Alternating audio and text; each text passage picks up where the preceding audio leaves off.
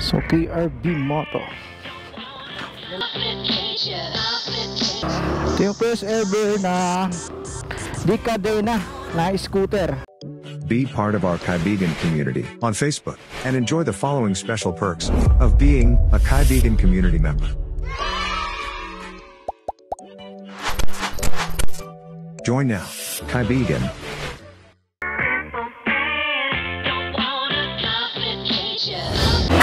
Ayun na nga, matagal na tayo sa industriya ng motorcycle industry. So iba-ibang motor na natin yung nadaanan natin. And si Kymco nagbigay ng ibang flavor, ika nga, pagdating sa mesa.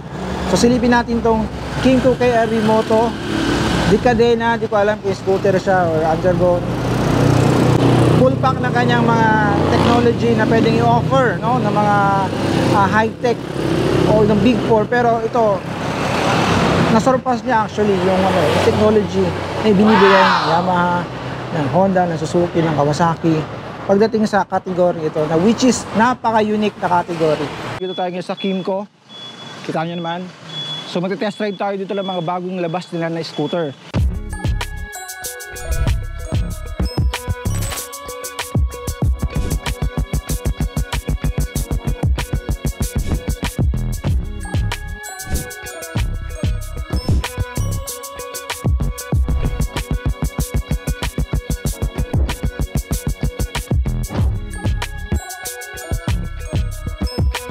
So ito palang KRB 180 Moto ay 147 kg.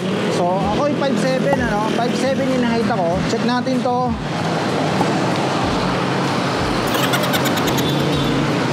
Ito yung stance ko sa 5'7", ano? Medyo hindi ako flat-footed, medyo konting tingkayad, konting steep to tayo ng konti, pero yung kanyang feel once na nakasakay ka na, well, 147.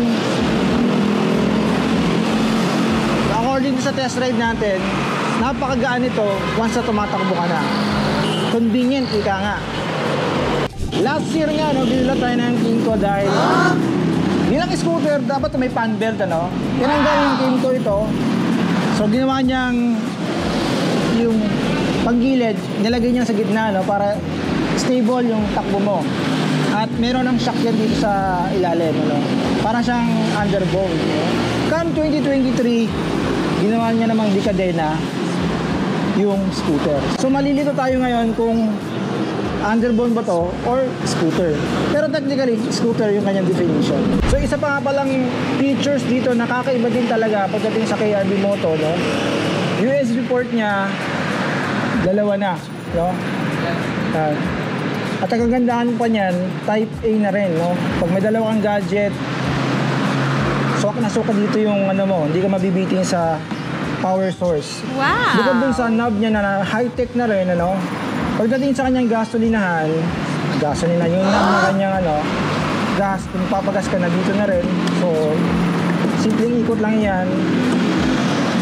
Pwede ka na magpagas. Aside doon, meron itong napakagandang lagayan dito na malalim, no? Pwede ka maglagay dito ng tubig, cellphone, o kung ano itong mga bagay na siguradong hindi naman mahulog agad. Kasi nga malalim yung kanyang lagayan dito, no? From Kymco, KRB Moto. Oy, Chain Edition. Oy, sagi ko yun, Pansinin mo naman yung ano nito, no? Yung kanyang headlight, no? LED na siya, park light niya. Pag tinitingnan mo yung kanyang kabuuan, no? Para siyang Autobots. Hindi ko alam kung parang Decepticon yung kanyang marking dito. Wow! Napakaganda. Ang kulay nga pala nito ay psychedelic green na napaka-unique pag tinignan mo. Para siya nag-iiba-iba yung kulay niya. Pero psychedelic green yung kanyang kulay. Yung LED niya, no? Yung ilaw niya, yung brake light niya, tsaka tail light niya, LED na. Napaka-stylish, ano? And then, ang papansin ko dito, first time mo nakakita na nilagay ng isang manufacturer na turning signal, which is LED na rin sa mudguard, ano? Pansinin mo yung ibang mga scooter, no? So, same time, may mga ibang model dito, no? Tara!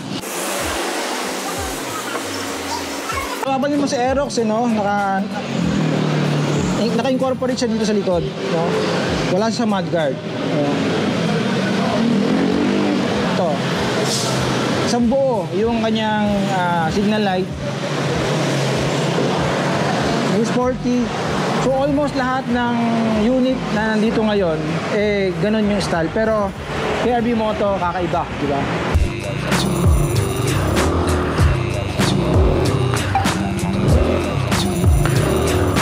Isa pa palang unit dito, no? Scooter siya on a daily basis, pero naked handlebar yung kanyang handlebar, which is napaka-unique at kakaiba talaga ang ginawa ni Kymco rito. Meron dito utility hook, no, na very secure. So once na nilagay mo dito yung plastic, so automatic yung naglalak. So gaganon mo lang siya, no? Kung may pinamili ka sa palengke, kung konti lang, kung nandito lang niya, parang bigas lang, pwede nakabitin lang yan.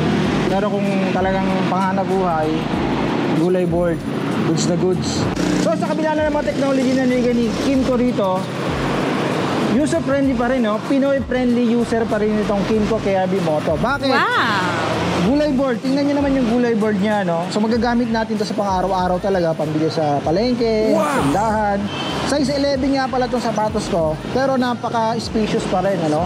At ang kagandahan nito, pwede mo i-extend yung paa mo, no? Pwede mo siyang i-extend dito para iwas nga lay sa mga long ride na biyahe natin, ano?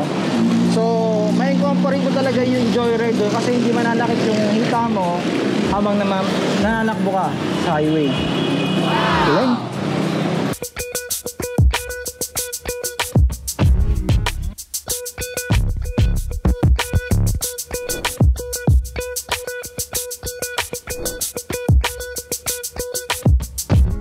Today's video nga pala, no, sponsor ng Bike World. Dito lang tayo sa may Balibago, papuntang Enchanted Kingdom, galing pa rin Balibago.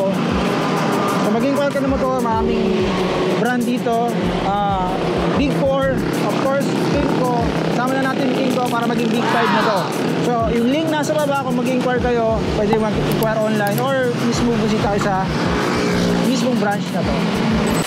Pag pumunta nga pala kayo dito, no, meron tayong promo corner dito. Yung click 160 niya, meron discount na 1,500 kung bumili ka ng cash. And PCX 3,000 na discount. Dito lang yan sa Bike World Santa Rosa. Kung makapansin, no, yung upuan niya, two-tone, leather, napaka-generous pagdating sa upholstery, no. Sa rider, din sa medyo nakaangat dito yung back ride mo. Masasabi ko na pulido yung pagkakagawa niya. And iwas ngalay sa puwet. Matigas siya sa unang ano, pero habang tumatagal dito, baga yung ergonomics niya sumasakto doon sa puwet ng rider, which is goods na goods.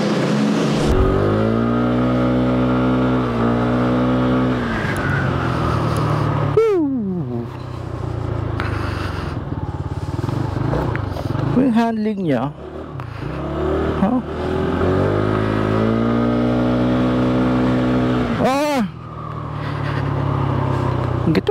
Gitna talaga yung ano, no? Ganda na pagkakadesign ito ni Kymco ng ano, ng kanyang makina.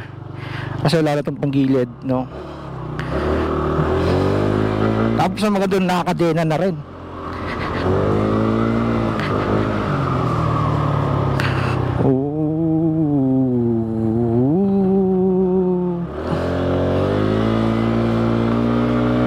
Sa car tayo. Hindi na nga natin mapipigilan ang innovation pagdating sa technology. And Kymco, sinasabi nila sa scooter world na merong game changer. Tingin ko itong KRB 180 Moto ay game over pagdating sa laro ng scooter. At kung itatanong nyo nga yung presyo nito, ito yung presyo niya ngayon. Itong Kymco KRB Moto 180 ay nagkakalaga ng 201,400. Down payment niya 20,000. Well, sa presyo nitong 201,400, napakamahal kung sa ordinaryong Pinoy, no? Pero kung isipin mo to, ang pwedeng i-bargain sa'yo ng Kymco dito, Euro 5 compliant ito. Ano ba yung Euro 5? So, international to sa Euro, sa European Union, meron silang standard na sinusunod. So, compliant siya ng Euro 5. Yung mga scooter na lumalabas ngayon, sa pagkakaalam ko, Euro 3, pinakamaganda ng Euro 4. Pero, KRB Moto, Euro 5. Kasi hindi lang to emission na pinag-uusapan, yung gas na i-emit ito, kundi yung safety features niya, which is LED light, naka-traction control na to, ABS, both rear and front and rear. So ito yung mga features na pwedeng i-bargain sa'yo dahil napaka-unique naman talaga ng motor na to. Kumbaga, ang gamit mo to, marami magtatanong, anong unit ba yan? Wow! Saan ba to, anong brand nito, no? So yun naman, kung nagustuhan mo yung content for today, consider to subscribe and hit that notification bell para notify ka sa mga future uploads natin ng ating motorcycle review at mga kung ano-ano pang content natin sa channel na ito. See you on the next video.